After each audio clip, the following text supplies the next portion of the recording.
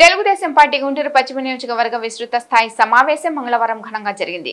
శ్రీనివాసరావుపేటలోని Guntur convention వేదికగా పశ్చిమ నియోజకవర్గ ఎమ్మెల్యే అభ్యర్థి గళ్ల మాధవి ఈ సమావేశాన్ని ఏర్పాటు చేశారు. ఇందులో భాగంగా మాధవి మాట్లాడుతూ గడిచిన 4.5 ఏళ్లుగా వైసీపీ ప్రభుత్వం టీడీపీ నాయకుల్ని కార్యకర్తలను తీవ్రంగా ఇబ్బందులు పెట్టిందని ఫైర్ అయ్యారు.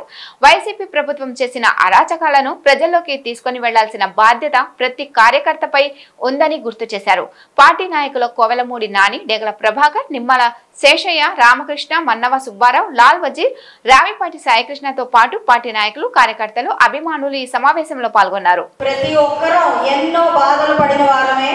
ఎన్నో విషయాల్లో మనం ఎంతో కష్ట నష్టాన్ని ఎదుర్కొని వస్తూ ఉన్నాం. ఈ గడిచిన 4 సంవత్సరాల నుంచి ఎంతో మంది నాయకులు వారి కష్టాన్ని, వారి శ్రమని ఈ రోజు నా ముందు ఉంచారు.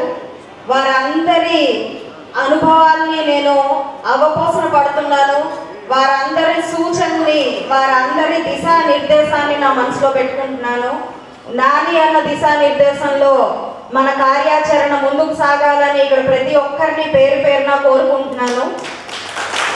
అయితే మనం ఈరోజు ఎంత ఇబ్బంది పడ్డాం, ఎంత అరాచక పాలనని మనం పొందాం, ఇవన్నీ మనకి ప్రతి ఒక్కరికి, ఇక్కడ కూర్చున్న ప్రతి ఒక్కరికి తెలుసు. అవి ప్రజల దాకా తీసుకెళ్లాల్సిన బాధ్యత మనది. కాబట్టి కేవలం కార్యాచరణ గురించే మాట్లాడుకోవడం కోసం మనం ఈరోజు ఇక్కడ ఈ సభను ఏర్పాటు చేసుకున్నాం. ఇది ఎలా ముందుకు తీసుకెళ్ళాలి, ఇది ప్రజల్లో ఎలా మనం ఎడ్యుకేట్ చేయాలి, వారి కోసం, వారి రాష్ట్రం కోసం, మన రాష్ట్రం కోసం మనం ఏం చేయాలి అన్నది ఇక్కడ ఉన్న ప్రతి ఒక్కరం మనం ప్రజల్లోకి తీసుకెళ్లాల్సిన బాధ్యత ఉంది. ఈరోజు ఇదొక పదవిగా, లేదంటే నాకు ఒక గొప్ప అధికారంగా నేను భావిస్తూ ఇక్కడికి రాలేదు.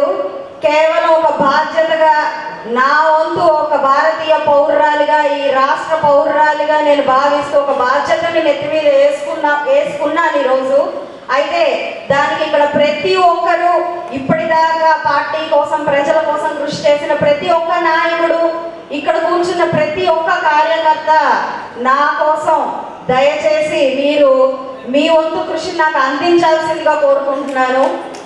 అలాగే ఇది ఒక నా ఎలక్షన్ కాదు, ఇది మన రాష్ట్ర ఎలక్షను.